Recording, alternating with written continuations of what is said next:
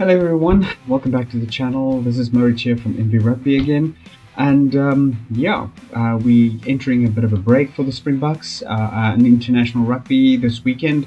We're obviously picking up back for the Springboks versus the New Zealand game next weekend as well. I'll be bringing you guys the update for that. I believe Rassie has named a few of the players already to enter the game, but I'll bring it to you as soon as I have that information. The weekend is basically open for the Currie Cup as well. Tomorrow, at the moment, as we basically talking, the Bulls is facing off against the Griquas. At the moment, score live is 33-19 to the Bulls. Gumedes just scored another try, first one in the second half. First half, basically, 4 tries to the Bulls, 3 tries to the Griquas. Not too bad for them. Although it's it's going a bit downhill from here. They've got quite a deficit to make up against the Bulls here at the moment. So, will they make it? I don't know. Second half to start, a lot can happen. Going back now to the lineup for the upcoming rugby events this weekend, we have the Western Province against the Sharks. They're playing at 3 o'clock tomorrow afternoon at the DHL Stadium. So if you can make your way down there, please do.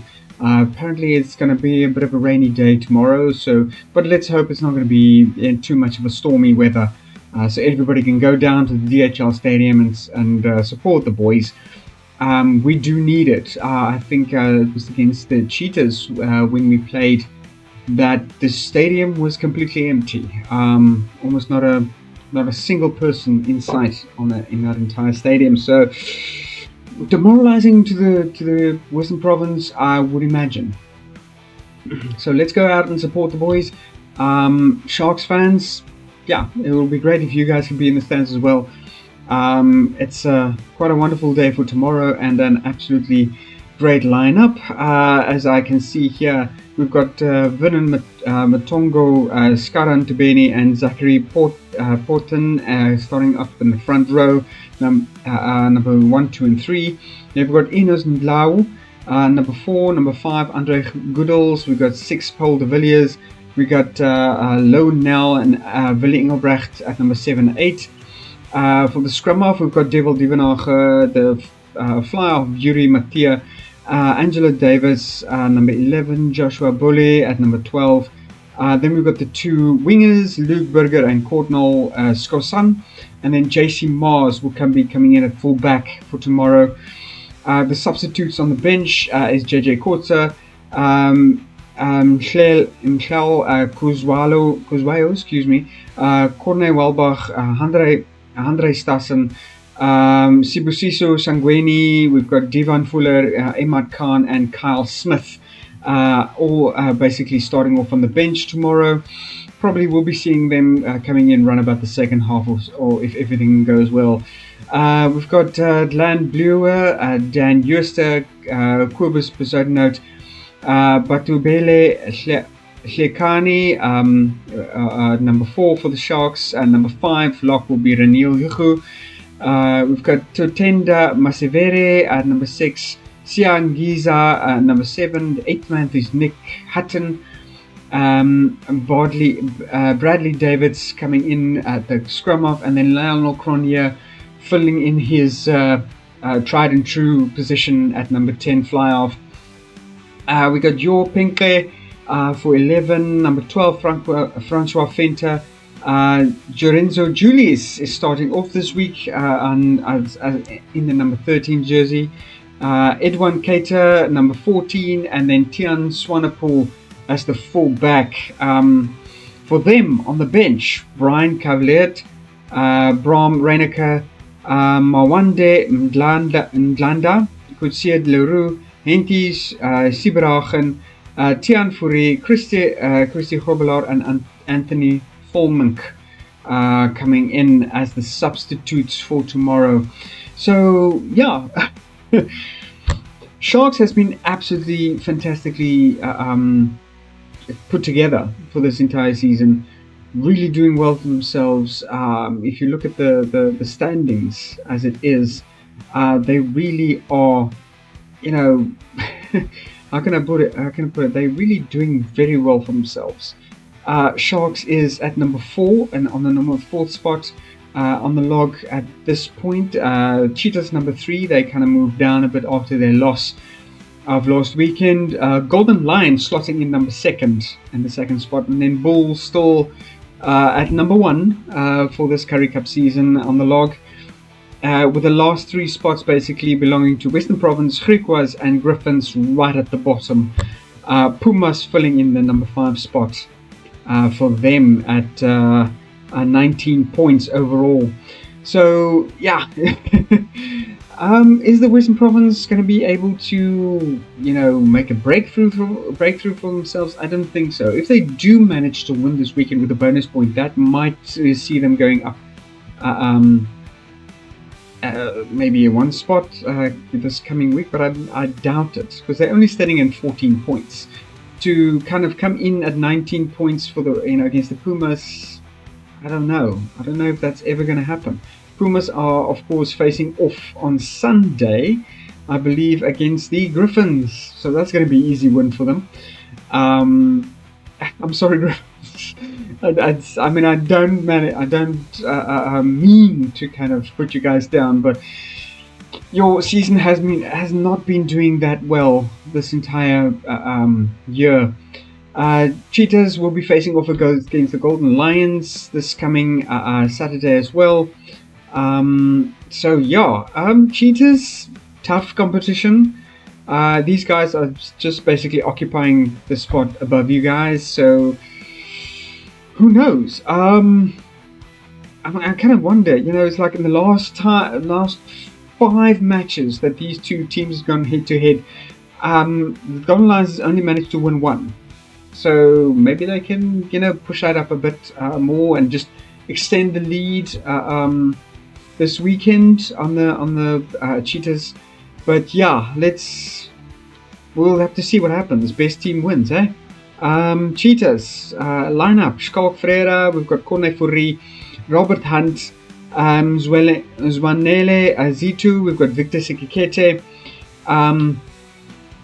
start marker over there, and as the number 5 jersey, Gideon van der Merwe. Opa Mahoje coming in number 7. The 8th man would be Aldon Davis. We've got Rowan Kruger as the scrum half, Ethan Wenzel number 10, Daniel Kasende number 11, number 12 is Al Magajima, excuse me. Evardi Boshoff number 13, Munir Hudsenberg number 14, and then Cohen Jasper number 15.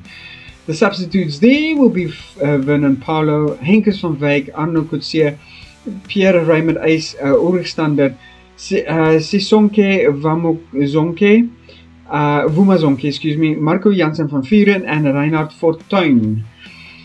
For the Golden Lions, Morgan Odia, Jaco Versaghi, Arif Skuman, Ruben Skuman, and then Darren Lane Landsberg at number 5 lock, Renzo Duplessis number 6, Slabalo Kloma will be in the number 7 flank, Tian Wenzel number 8 man as the 8th man, young Niku Stein as the scrum half, Kader Wolleter as number 10, Rabs Maklane, I hope I'm saying that correctly, or Max Wane, if you win.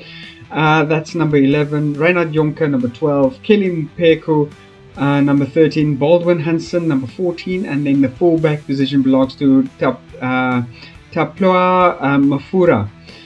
The substitutes for the Lions: Mornay Branson, Hinklo Polman, Asanati and Klabakanye, Reinhard Roots, Luca Ribbons, JC Pretorius, Leighton Horn, and then Marcus Lowe.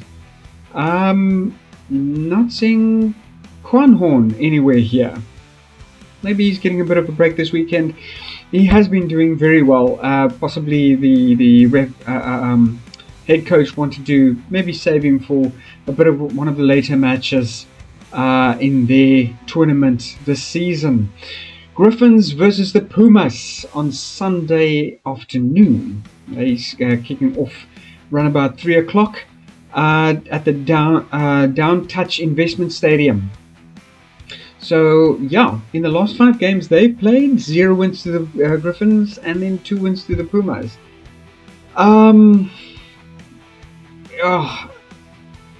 Yeah, the Griffins really hasn't been doing well for themselves this entire season. Although they have been playing, and I mean this sincerely, that they've really made major impact in their movements on the field. They cannot follow through. Now I don't know if it's maybe because of the breakdowns that they're not doing that well, and we're not early enough the breakdowns, or that they just cannot seem to punch through the opponent's defenses. Who knows? I have posted previous analysis of my analysis for the games that they played, and they have, they played really well. Their defense is sorely lacking, so they find it extremely difficult to keep the opponents away from their try line, while they, specifically, it's like tunnel vision, focusing on attacks rather than defense, and you need to strike a bit of balance between the two. It's all good and well that you're having fantastic attack movements, your running rugby is on form, but if you're going to lack specific tactics to try and breach the defenses of the opponents, and then yet not paying any attention to your own defense, it's not really going to work out that well for you, I'm afraid. So honestly, they're going to need to look very long and hard at their game plans for this last season. I don't know if their head coach is going to make it, but we'll have to see. There have been improvements though on their game since the last season.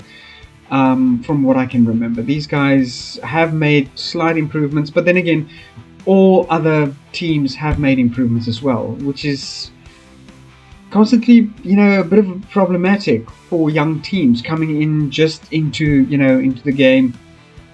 Especially in world tournaments. If we look at teams like Japan, we look at teams like Argentina, Portugal. Teams that's fairly young compared to others like England, even New Zealand, Australia. Teams that's been in the game for quite a long time. I mean, South Africa national team has been in the game since 1920, and that's another video that I would love to do, maybe closer to the World Cup 2027, where I'd really like to make an appeal to South African Rugby Union, maybe to include our own form of a haka, really. It's something that we've had on the field at during the early years, 1920 to like 1930s, which unfortunately was lost due to the unfortunate turn of our government taking during that time with the apartheid regime, banning all Aborigines or Maori players from performing on the field here in South Africa, and then which led to the All Blacks obviously subsequently boycotting South African international rugby. But that's a history lesson for another time. So we are looking forward to those kind of happenings again. I'll be doing my appeal to the South African Rugby Union. Maybe I'll send some emails as well if you guys want to. I really do appeal to you.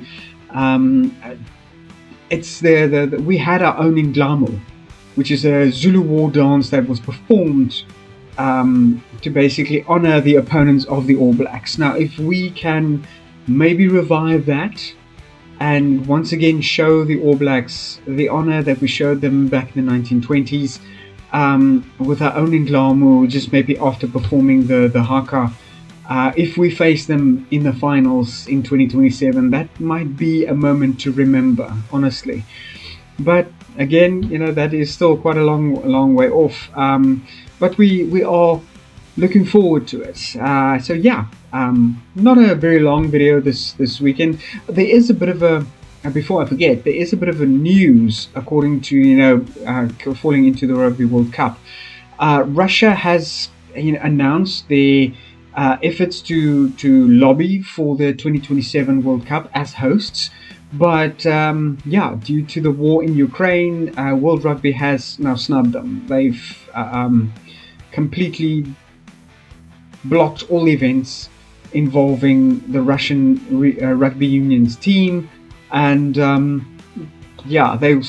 Russia will not be able to enter one of their team in the World Cup in 2027, as well as they have been completely excluded from hosting the World Cup, or even being nominated to host the World Cup in 2027.